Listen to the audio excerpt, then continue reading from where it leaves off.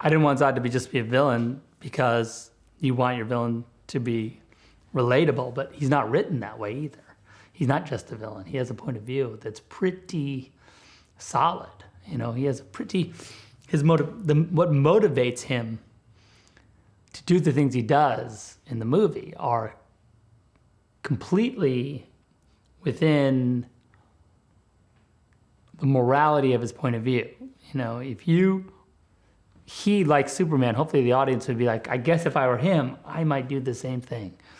And I think that's what makes him interesting, is that you are presented with a character that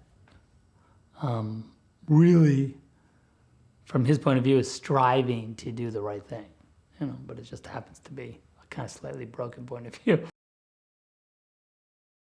With Krypton, because we had this, you know, organic movie language that we were going for, the danger was like, oh, it'll just feel like sort of sci-fi Earth. And I was like, no, I want it to be exotic, you know. I want it to feel, even though we're shooting it with the same cameras, I want it to feel like we're really literally on another world. And an ancient world, you know, the armor that they wear and the costumes. I kept telling everyone I want it to feel like they've had these things for generations. This is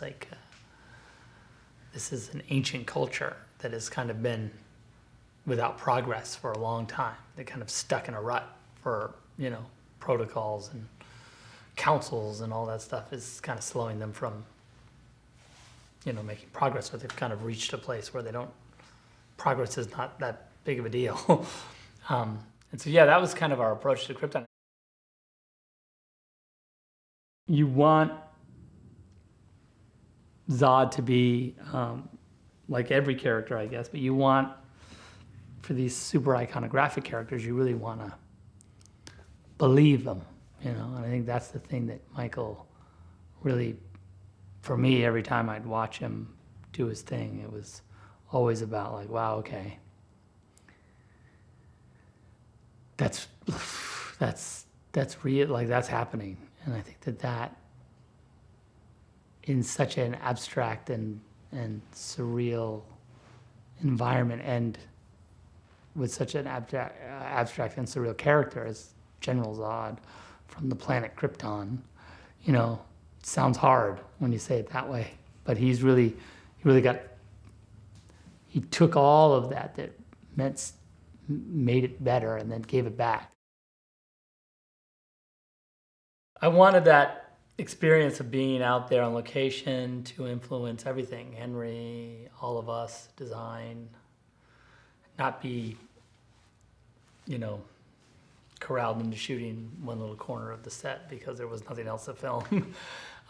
Being able to kind of improvise, you know, as we filmed. And I think we did do that. And I think that shows in the movie. There's a much more organic quality to the film, even though, you know, look, there's huge visual effects in the movie. There's no two ways about it, but there's also some real gritty reality that we were able to get by being on location. And I think that just performance-wise, it just was better for the actors to be really there. Henry has there's a ton of responsibility, you know. It's all the contradictions in a weird way that you have to understand. He's physical, but he's not physical. He can fly, but he has to pretend like he can't.